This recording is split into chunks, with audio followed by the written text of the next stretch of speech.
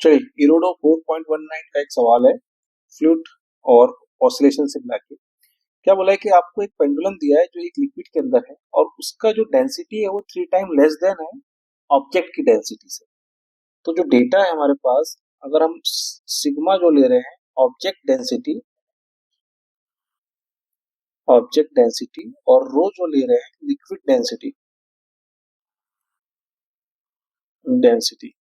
तो जो रो है वो जो है आपका कितना है आपका 3 टाइम्स जो है कम है किससे, ऑब्जेक्ट की डेंसिटी से। ठीक है, तो sigma by 3 is equal to rho दिया हुआ है आपके पास। ठीक है, तो ये डेटा हमको गिवन है। तो आपको बताना है कि अगर ऐसा कोई पेंडुलम किसी लिक्विड के अंदर है तो उसके टाइम पीरियड में क्या असर होगा, या टाइम पीरियड कितना होगा, और उस समय आपको the resistance of the liquid is neglected, मतलब यहाँ जो मोशन करेगा इस डायरेक्शन में, तो ये जो रेजिस्टेंस ऑफर करेगा लिक्विड उसको हमको नेग्लेक्ट कर देना है। ठीक है, तो देखिए पानी के अंदर या पानी के बाहर अगर पेंडुलम है तो उसके टाइम पीरियड में क्या अंतर आएगा। टाइम पीरियड होता है 2 pi under root L by G. ये सिंपल कोई पेंडुलम का टाइम पीरियड है। जैसे ही लिक्विड में डालेंगे तो बायोंसी कहाँ लगने लगेगी, ऊपर। तो ये नेट इफेक्ट ऑफ जी को चेंज कर देगा। जी कितना हो जाएगा, जी डैश, क्यों, क्योंकि एफ पी और ये एम जी। तो जो नेट एम जी डैश आ जाएगा वो कितना हो जाएगा, M G minus F B. Clear. तो जो नया ग्रेविटी के लिए हमारे पास आ जाएगा जी, वो कितना आ जाएगा, जी डैश, इफेक्टिव ग्रेविटी आ जाएगी। तो जी डैश एक्चुअल में होगा कितना, जी डैश जो होता है वो होता है आपका आपका सिंपली जी 1 - रो/सिग्मा। ये हमारा नया वाला जी dash.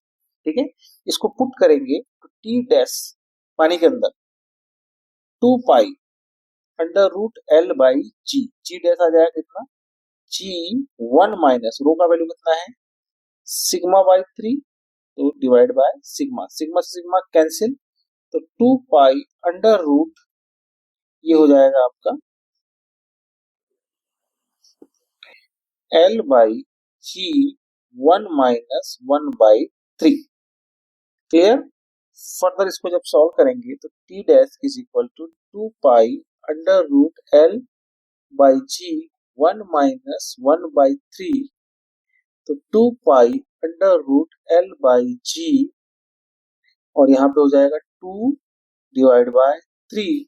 Now T dash is equal to 2 pi under root 3L/G into 2। ठीक है, तो 2 पाई अंडर रूट 3, एल कितना है 20 सेंटीमीटर, 20 × 10⁻², डिवाइड बाय जी। जी का वैल्यू आप 10 ले लीजिए।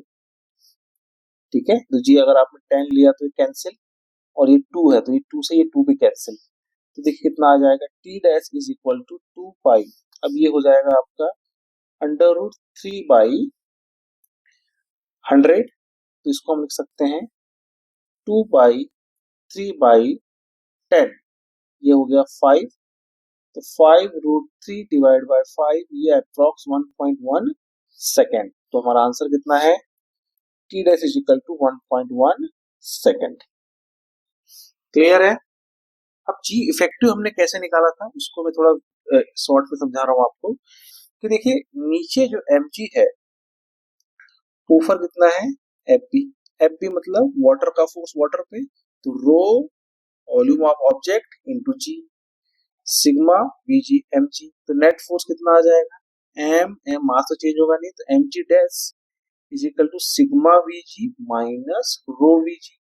मास को कन्वर्ट करेंगे फिर से वॉल्यूम में, तो sigma V G dash sigma V G minus rho V जी।